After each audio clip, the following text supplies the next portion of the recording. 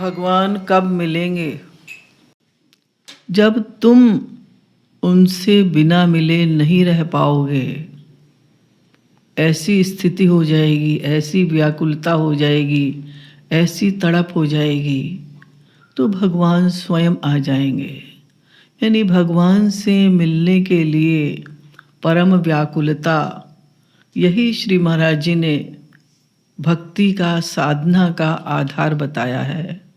उस परम व्याकुलता के लिए ही समय समय पर साधना शिविर अथवा जो साधना यहाँ संडे को कराई जाती है, उसका उद्देश्य यही है कि हमारा मन किसी भी प्रकार से निरंतर हरि गुरु का स्मरण करे। यहाँ स्मरण करने के पश्चात, यहाँ साधना करने के पश्चात फिर हम भूल जाते हैं। जो बैटरी चार्ज हुई वो फिर चार्ज खत्म हो जाता है। तो घर पर भी हमें एक नियम बना लेना चाहिए, हम महाराज जी के ग्रंथों का अवश्य अध्ययन करें। स्वाध्याय जो कहलाता है, यह हमारी प्रोग्रेस के लिए वो परम आवश्यक है। जो शॉर्ट्स हम लोग सुन लेते हैं या स्पीचेस सुन लेते हैं, उसमें कई बार हमारा मन इधर उधर चला जाता है। तो हर साधक के पास श्री महाराज जी के सारे ग्रंथ होने चाहिए। इन ग्रंथों का अपना अलग महत्व है। ये मत समझिएगा कि अरे मोबाइल में तो है ही, मोबाइल में हम पढ़ लेंगे, नेट पर भी अवेलेबल है और लिखा हुआ भी वहाँ पर आता है, जो गाया जाता है उतना ही पर्याप्त नहीं है।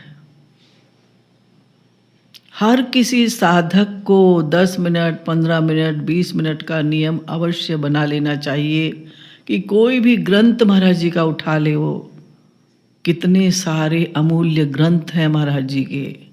प्रेम रस सिद्धांत, प्रेम रस मदिरा, मदिरा के 2-4-6 पद डेली पढ़ लीजिएगा। राधा गोविंद गीत, श्यामा श्याम गीत, भक्ति शतक, कृपालु त्रयोदशी, राधा त्रयोदशी, श्री कृष्ण द्वादशी, उनके पन्ने पलटते पलटते ही आपको एक गौरव का अनुभव होगा कि हमारे श्री गुरुवर ने हमें कितना बड़ा खजाना दिया है। कितने सौभाग्यशाली हैं हम लोग कि ऐसे सद्गुरु के मार्गदर्शन में साधना कर रहे हैं, जिसने कलयुग के अनुरूप समस्त शास्त्रों वेदों का सार हमारे सामने रख दिया। हमारा मन क्यों नहीं लगता? हम यहाँ आते भी हैं लेकिन हमारा मन नहीं लगता, क्योंकि हमने अभी ये डिसीजन नहीं लिया। हमारी बुद्धि का ये डिसीजन है कि संसार में सुख है, संसार में सुख है, संसार में सुख है। इसलिए सांसारिक विषयों के पीछे हम भागते रहते हैं। अनावश्यक यहाँ घूमने के लिए जाएंगे, वहाँ घूमने के लिए जाएंगे, होटल में रुकेंगे, जगह जगह धक्के खाएंगे, लेकिन बस बुद्धि में एक डिसीजन है, हाँ यहाँ घूमने के लिए जाएंगे, इस स्थान पर घूमने के लिए जाएंगे तो हमें सुख मिलेगा, हम ये मकान बना लेंगे तो हमें सुख मिलेगा, हमारा इतना बैंक बैलेंस हो जाएगा तो हमें सुख मिलेगा।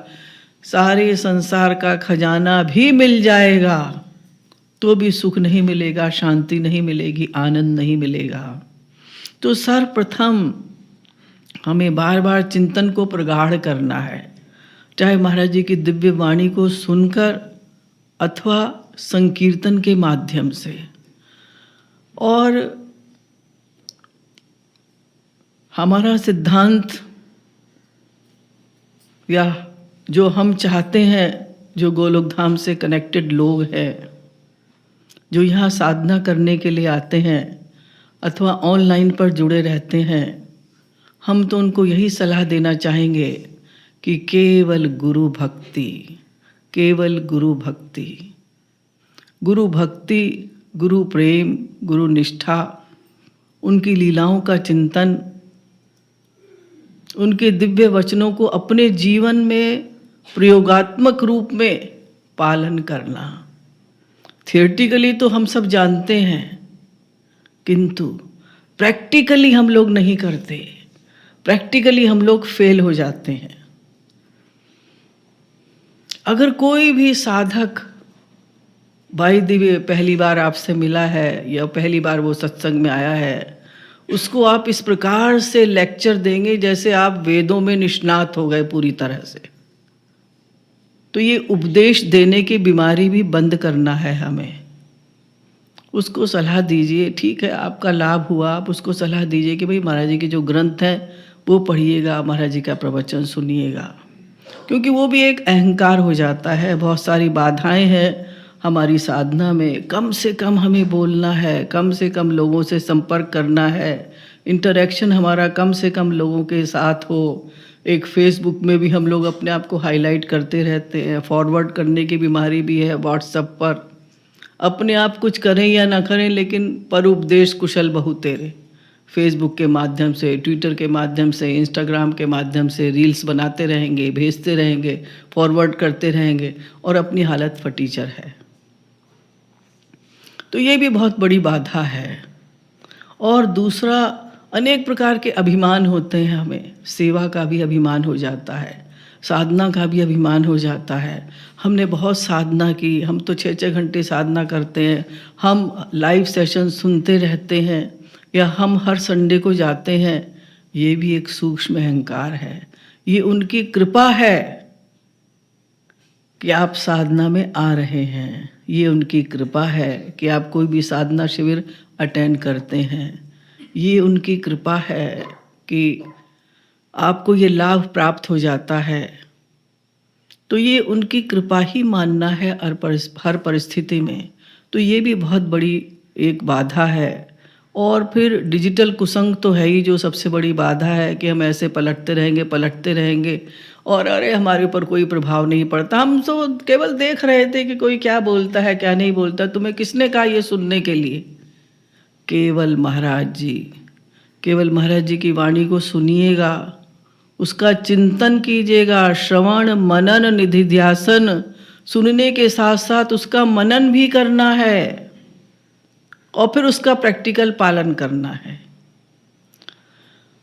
प्लस जब हम साधना शिविर में जाते हैं, वहाँ भी अनेक प्रकार की बाधाएं होती हैं और हम कभी अपना लॉस ही कर लेते हैं। भाग दौड़ करते करते लोग भागते हैं पीछे पीछे, हम भी उनके पीछे पीछे भागते हैं। आगे बैठने की हमें बीमारी हो जाती है कि हम आगे ही बैठें। कहीं भी किसी भी स्थिति में हम बैठें, हम उनका गुणगान करते हुए लाभ प्राप्त कर सकते हैं। तो वो भी एक बाधा के रूप में आ जाता है। अब महाराज जी के सानिध्य का या अम्मा के सानिध्य का या दीदी लोगों के सानिध्य का, जो हमारे लिए प्रेरणा स्रोत हैं, जिन्होंने हमें चलना सिखाया, गुरु भक्ति का पाठ पढ़ाया, उनके सानिध्य का भी एक लोभ रहता है और होना भी चाहिए कि वो हमारे लिए प्रेरणा स्रोत हैं। वो एक बहुत बड़ा हमारे पास एसेट है, महाराज जी की बहुत बड़ी कृपा है। लेकिन उसमें भी कई बार हम लोग कुसंग कर जाते हैं, आपस में धक्का मुक्की करके, इधर उधर करके। एक सेकंड का भी अगर हम महत्व समझे तो हमें लाभ प्राप्त हो जाएगा। तो इन सब बातों से हमें सावधान रहना है, साधना शिविर में जाकर भी और यहाँ भी जब भी साधना करें। प्लस एक माइक की भी बीमारी हो जाती है। जो लोग थोड़ा भी गाना जानते हैं, उनके मन में ये रहता बस हम ही सिंगर बने, हम लीड करें। ये भी हमें नहीं सोचना।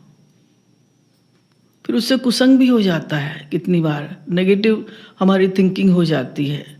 तो ये मैं अपना समझते हुए बड़े आत्मीय ढंग से, क्योंकि आप सभी महाराज जी के प्रिय हैं, महाराज जी की कृपा प्राप्त हैं, इसलिए हमारे लिए भी परम प्रिय हैं। क्योंकि महाराज जी की कृपा प्राप्त ना होते तो फिर यहाँ क्यों आते। इसलिए हमारी ड्यूटी है कि भाई जो हमारे संपर्क में यहाँ आते हैं, कम से कम हम उन लोगों को सावधान कर सकें कि भाई यहाँ ये गलती होने की पॉसिबिलिटी रहती है, ये गलती होने की संभावना रहती है, उससे तुम्हारा लॉस हो सकता है, इसलिए हमें सावधान रहना है।